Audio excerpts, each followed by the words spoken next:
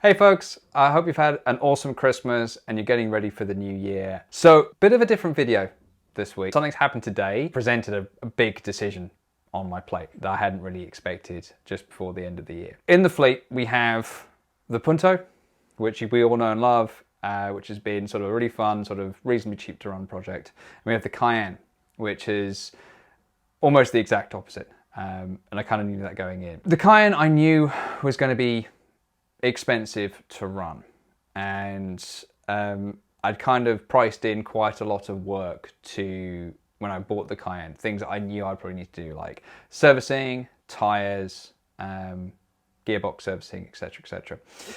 I knew that was going to be a good sort of couple of grand, and that I had kind of gone into that knowing that I'd have to dump sort of £2,000-3,000 into the car before it would be sort of in a good state. It was a high mileage Porsche. It was always going to cost some money. I just got the Cayenne back from getting the head unit installed, and this problem has nothing to do with that. But the new head unit's amazing. It's an X-Trons one. It's really just blends in seamlessly into the Cayenne. It's specifically kind of for the Cayenne model. Connects to sort of the optical and the Bose sound system. Sounds fantastic. Gives me Apple CarPlay. Really, really excited with that one. But on the drive back, the car, and to be honest, for a few days before I dropped it off, and I hadn't really driven it much over Christmas, maybe that was my mistake, but the car really hadn't felt the same. And I'd really kind of put that down to two things. One, it's got a bit of a boost leak, which normally should just be a pairish hose or something like that, not a major job. And the gearbox needs a bit of service. It's obviously gone through some pretty tough stuff on the first ever sort of 4x4 excursion, and I kind of thought, okay, those two things together, boost leak, car doesn't know how much boost it is, it's going to be a bit not necessarily lumpy, but it's not exactly going to know what to do, and the gearbox is clearly just got some old oil. 160,000 miles is 163,000 miles at the moment, and at 160,000 miles, the service schedule is, you're supposed to do the gearbox oil, the transfer case, and the differentials. So I knew I had to get that in. That was priced in. It's actually booked in at Revolution Porsche end of next month, and that's going to be about £1,000, which is a lot of money. But again, it's it's oil for a gearbox. You need to get it done. If you don't, it's going to blow up. It's going to cost you a lot of money. And so up to this point, if we include that upcoming gearbox service, which is about £1,000, there was 800 quid on tires and about sort of 1,500 on various sort of bits of servicing, which was the oil and filters done multiple times, the thermostat, the bunch of gaskets, the coil packs, the spark plugs, and the camshaft position sensor, which is going to be an indicator of what this actual problem is. Because when I did that initial code scan, I found out that there was a error code for the camshaft position sensor. And so, okay, I thought, well, whilst I was getting all that other work done on the Porsche, it was, sensible to get that sensor changed out. Sensors can wear out. It's, not that expensive a part. Whilst the car's not in bits, but whilst it's already been worked on, it makes sense to get that done. And whilst I was working on the car today, because the front passenger door has decided to stop working, I don't know what's caused that. My hunch is that the cable has become disconnected, but currently it is essentially a 3-door Cayenne because the front passenger door just doesn't want to open. Let me know if you know what I can do to get that sorted, because I don't want to have to take off the rear passenger door and drill holes to get access to the lock. If you've got any hints, let me know, but this is very much a secondary issue now. I thought I'd do just a code scan, because I've got that Porsche, like Porsche V2, whatever it is, or POR2 code scanner. I might as well read some codes and just see if there's anything else and see what's happening. I like to regularly scan my car, or any of my cars, because it's just good to kind of get some information on what the car's doing or not doing ahead of like a check engine light being thrown up. And at this point, no check engine light has been thrown up and still remains to be the case. But when I was scanning through the few codes that there was the camshaft position sensor again on the same bank that I got changed. And then there's a new one, which is related to timing. And what this means is that the car is struggling to keep the engine in time, which means the timing chain isn't where it should be, which means that the tensioners most likely are breaking down or just at the end of their useful life.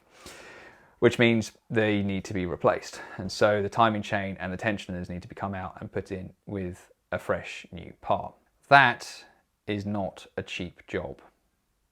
In fact, it is the very opposite of a cheap job. It is a very expensive job from my initial research. That means I've got a conundrum.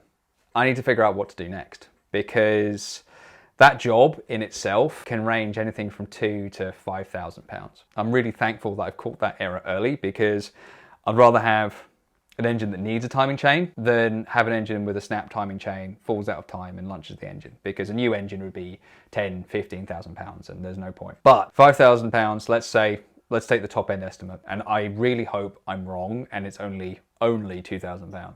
That's a lot of money to put into a car of such unique vintage as my Cayenne Turbo S. Yes, it's a rare car, but ultimately it's a Cayenne, which is special to me, but I don't think it's really special to a lot of people.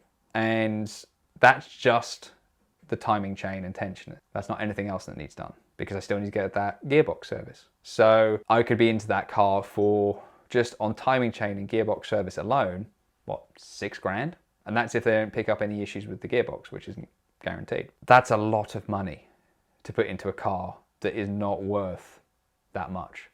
It is a high mileage, slightly dogged Turbo S that I impulsively bought, and probably shouldn't have bought realistically. But can't cry over spilt poor car decisions. So I've now got a real decision to make about what I do next, and this is why I wanted to do this video and why I wanted to kind of get you all get your opinions on this, because as I can see it, there are two options, and both of these options are pretty bad. One is that I sell the car via Copart, I disclose the issue saying it needs a new timing chain, and it gets sold for what, £3,000, £4,000. And with everything I've already done on the car, it probably owes me about 12 all in. I'd eat, say, £8,000 in what, 3 months, which that would be an all new record for me in automotive financial mismanagement. Or I get it fixed and I spend the, whatever it is, 3, 4, 5,000, £6,000. And there's some other things that need to get sorted, like the boost link, all that sort of stuff. So hell, I could probably spend £8,000 on this car. I hope it's less. But I would need to move some things around and sell some stuff to make that happen. And one of the things I would need to sell would be the Punto. Now, if you've ever watched the first video of the Punto about why I bought the car and why it's so special to me, is that my first car was a Punto, and it saved my life, because like all young drivers, I was dumb, and I fell asleep at the wheel after staying up too late and then working a shift at a bar, and I fell asleep and crashed it into a tree. And that car saved my life. Sadly, that car died. And I've always been sort of really sad, because it was a really fantastic car. My mum and dad bought it for me. It was a W Reg Mark II Punto, and I had it in like 2001. So it was a really relatively new car, and I destroyed it. And I've always felt horrifically bad about that fact.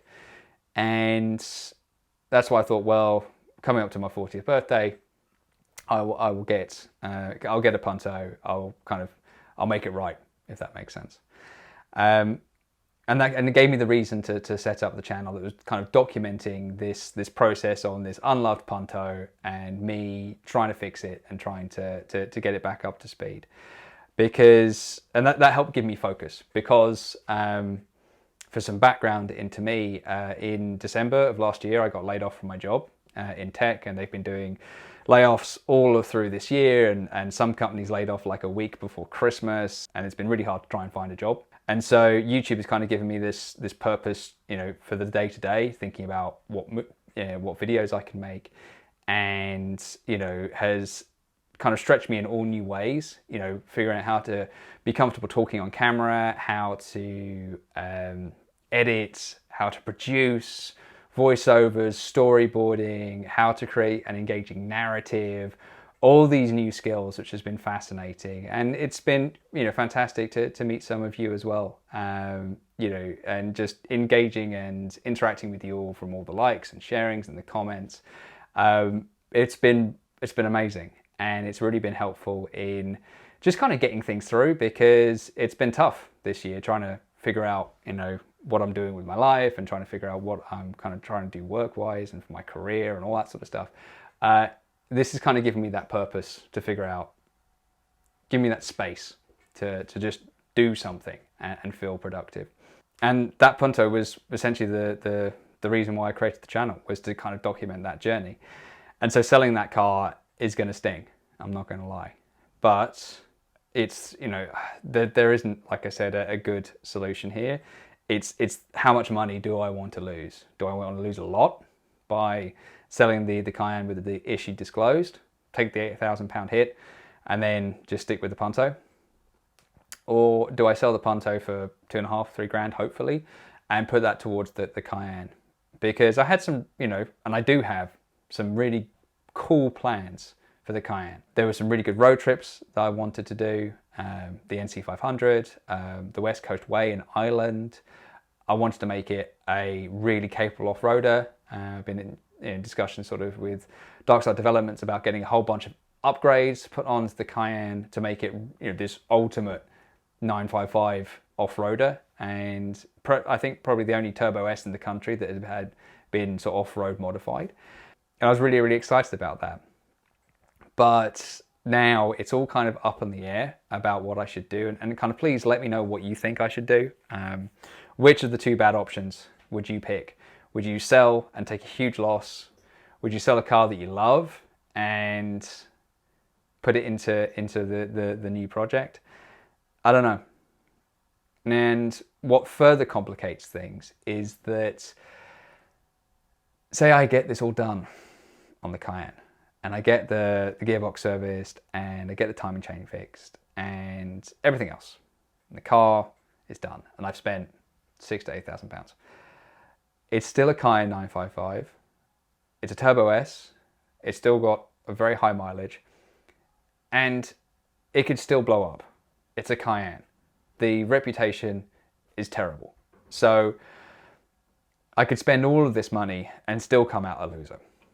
And this is what I'm really struggling with, because if it was just a case of take it on the chin, spend the money, upgrade the car, then that's the obvious route. But what else is going to go wrong on the car? Up until this point, not that it's very long, the car's been great.